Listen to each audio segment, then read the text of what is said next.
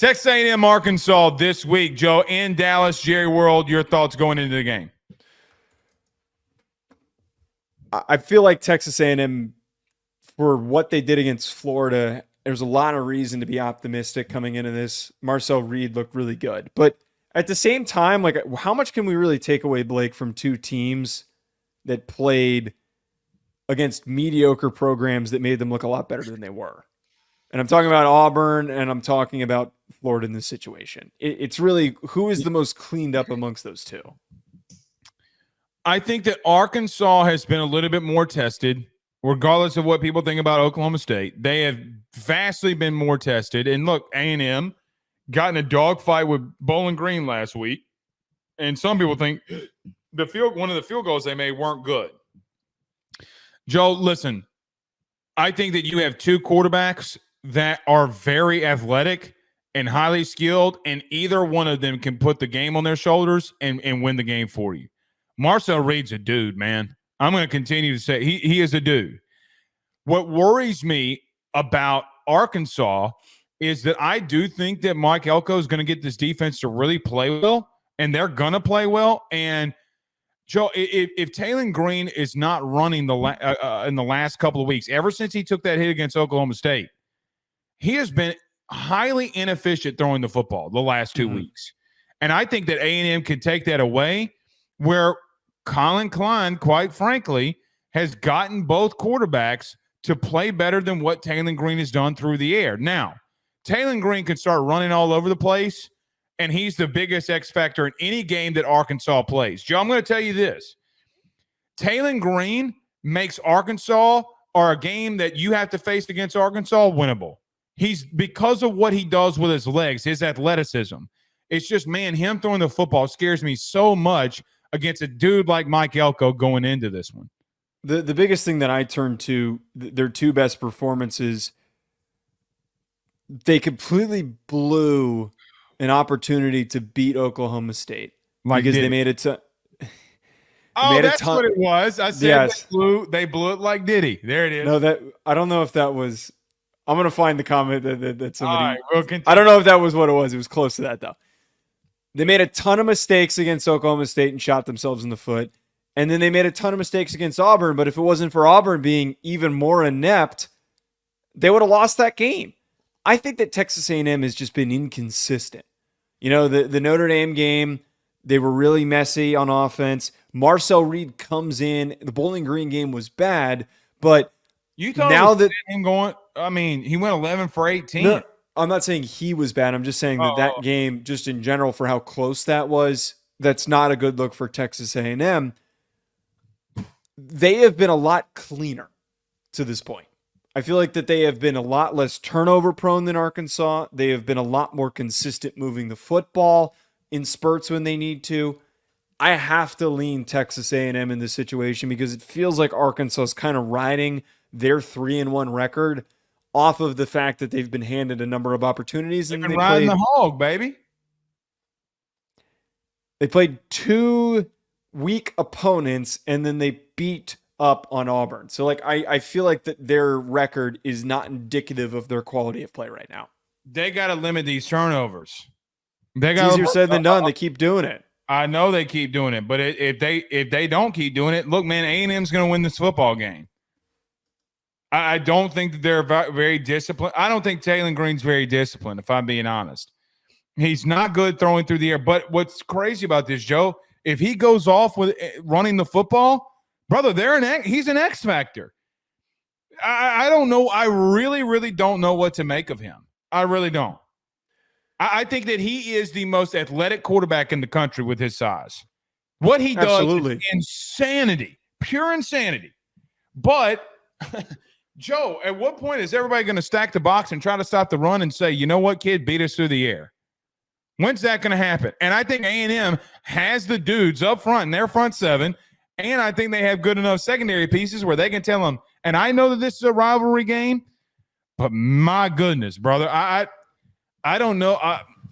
What happens if you get in a game where he's got to throw the football like he did against Oklahoma State? Look, what did Oklahoma State do, Joe? Okay, to their point. They stopped them from running the football in the second half, mistakes included, okay? They could not throw the football, and when they start putting dudes in the box, they were cooked. What did Auburn do, brother? Auburn was stacking the box and making the kid throw, and he was throwing picks. That's the point that I'm making, and that's Auburn. So, Joe, you have two defenses that we've seen in Auburn and in the second half against Oklahoma State. Man, if you're going to make this kid beat you by throwing the football, there's going to be a time where they get blown out. And I don't know if it's this one, but, man, Elko is going to send so much of this kid. His head's going to be screwed up. He's going to be seeing ghosts like Jets Sam Darnold.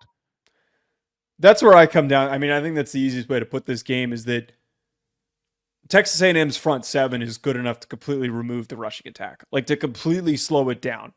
Scourton hasn't been as good as we've been hoping for.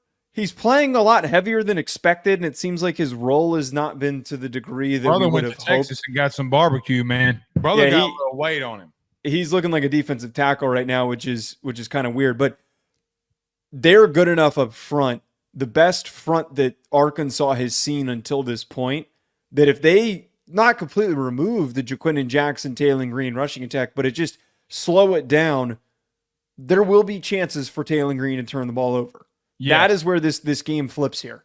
If Taylor Green can make some plays as a passer, which I do not have faith in him to do so, that's where this thing flips. And I agree with you. I think, the one game that we agree on today is that I really think that this Arkansas defense is just too good this Texas A&M defense is too good for Arkansas to handle. They're going to make the mistakes that we're used to them seeing, and they're going to take themselves out of the football game. Here's the thing, though. Arkansas has been really good against the run. Really good. Well, but what running backs have they gone against? Because they did play. Actually, that's a jackass comment. Yeah, they went against Ollie Gordon. Ignore me.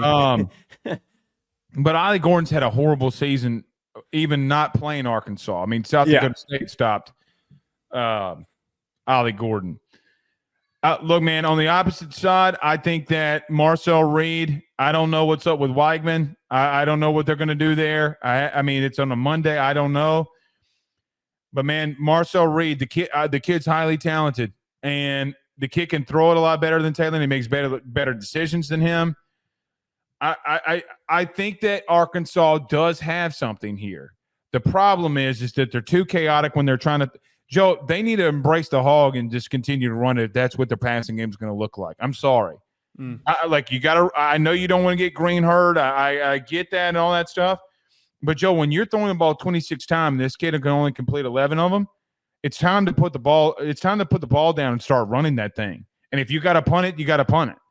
I mean, you can't beat yourself. Other teams are going to beat you if you do that. So, we'll see. This video is sponsored by the online fitness training camp presented by Chris Gates Fitness. When I first started talking about Chris, about partnering with our show, not only was I excited to have a fitness sponsor for our pod, but more importantly, when I found out about how he can help people achieve their goals, I was even more bought in, because when the football season starts, it is so tough to stay on top of things and also to be able to enjoy yourself on Saturdays when it's game day. With Chris Gates Fitness's online training camp, you're going to be able to effectively stay focused, consistent, burn fat, build muscle, and do it with a like-minded community of individuals working towards the same thing. On top of this, you're going to be able to get direct coaching from Chris and the ability to ask him questions with an access to a live Q&A where you can get direct personalized support from Chris himself. Don't wait any longer. If you're trying to get in shape during this fall and you want to be able to do it with the right support system, head on over to chrisgatesfitness.com/trainingcamp or click the link in the description. And you need to do it today because you can get the first month. Personal training is expensive, folks. The first month for only $10 when you use that code RuffinoJoe. Don't wait any longer. Head on over there. BetOnline remains your top spot for all of your live betting action and contests. NFL, college football, UFC, NHL are all in full swing.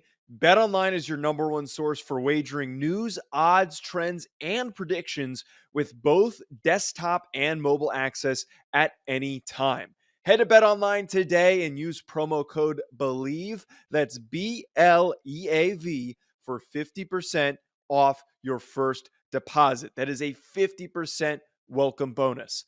BetOnline, where the game starts.